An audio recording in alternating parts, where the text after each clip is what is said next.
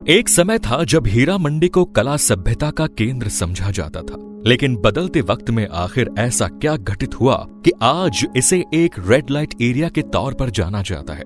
यहाँ रहने वाली महिलाओं को न केवल नीची नजरों से देखा जाता है, बल्कि उन्हें सिर्फ उपभोग की वस्तु समझा जाता है। आखिर कैसे यहाँ की खूबसूरत और कला में महारत रखने वाली महिलाएं यूज एंड पे के डेस्टिनेशन पर पहुंच गई? हमारे साथ वीडियो में आखिर तक आप बने रहिए, जानते हैं लाहौर की हीरा मंडी की एक सच्चाई। एक समय ऐसा भी था जब हीरा मंडी यानी हीरों का ये बाजार ढोलक की थाप और संगीत की धुनों से गूंजता रहता था। लाहौर की इन गलियों में आने वाले हर व्यक्ति को घुंघरू की आवाज सुनाई देती थी। यहाँ नाच गाना पेश करने वाली खूबसूरत महिलाओं को तवायफ कहा जाता था। हालांकि आज तवायफ शब्द का मतलब कुछ और ही हो चुका है, लेकिन उस समय ऐसा नहीं था। उस समय जो तवायफ यहाँ रहती थी वो शायरी, संगीत, नृत्य और गायन जैसी कलाओं में निपुण हुआ करती थी। एक कलाकार के तौर पर सामाजिक रूप से उनकी बहुत इज्जत होती थी। ये ऐतिहासिक दस्तावेज बताते हैं कि 19वीं सदी के आखिर तक लखनऊ की तवायफें राज्य के खजाने में सबसे ज्यादा टैक्स दिया करती थी। हीरा मंडी के इतिहास की शुरुआत अकबर के जमाने से होती है। मोहम्मद जलालुद्दीन अकबर साल 1584 में फतेहपुर सीकरी में अपने निवास स्थान को छोड़कर लाहौर में आ गए। फिर वो यहीं आकर बस गए। वो यहाँ 1598 तक रहे और लाहौर शहर मुगलिया सल्तनत की राजधानी बना रहा। इस दौरान लाहौर शहर ने जिंदगी की रंगीनियों के इतने रंग देखे कि उन रंगों की खुमारी आज भी लाहौर पर चढ़ी हुई है। अकबर ने लाहौर के किले के आसपास अपने यहाँ काम करने वाले कर्मचारियों और रईसों के लिए एक बड़ा रिहायशी इलाका बनवाया। ये क्षेत्र बहुत ही जल्द एक मोहल्ले के रूप में बदल गया और ये मोहल्ला शाही दरबार के काफी करीब था, इसीलिए इसे शाही मोहल्ला कहा जाने लगा। दोस्तों, अगर आप हमारे चैनल पर पहली बार आए हैं तो जल्दी से चैनल को सब्सक्राइब कर दीजिए। हालांकि उस समय इसका नाम हीरा मंडी नहीं पड़ा।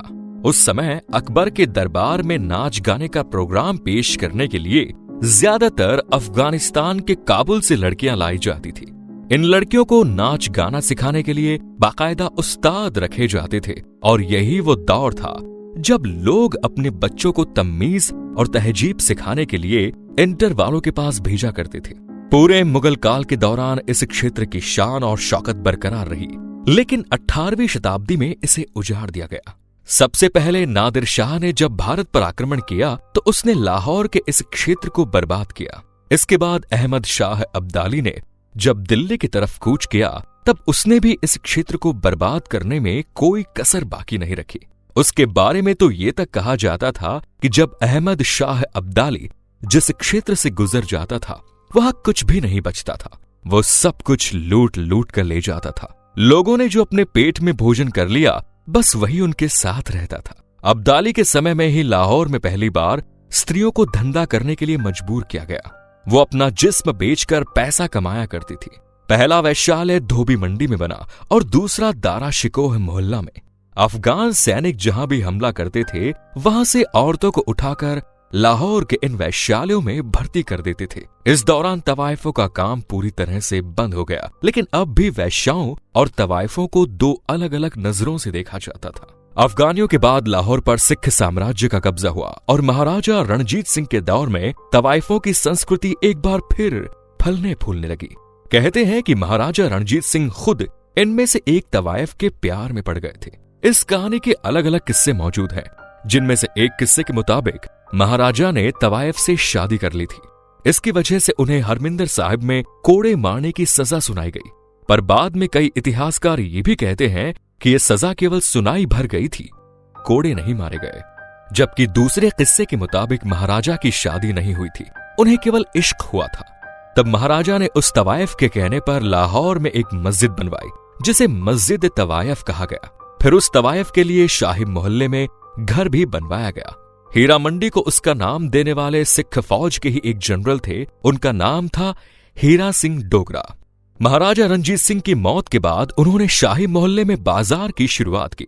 तवायफों के इस मोहल्ले में अच्छी खासी भीड़ भाड़ रहा करती थी, इसलिए हीरा सिंह ने सोचा कि यहाँ क्यों ना एक अनाज मंडी बना दी जाए। बस यहीं से इस जगह का नाम हीरा सिंह दी मंडी पड़ गया, जो आगे चलकर हीरा मंडी कहलाने लगा। सिख डायनेस्टी में हीरा मंडी में रहने वाली तवाइफों को राज दरबार की तरफ से सिक्योरिटी मिली हुई थी। इसके बाद 2 एंग्लो सिख युद्ध हुए। इसमें सिखों की हार हो गई और लाहौर पर ब्रिटिशर्स का कब्जा।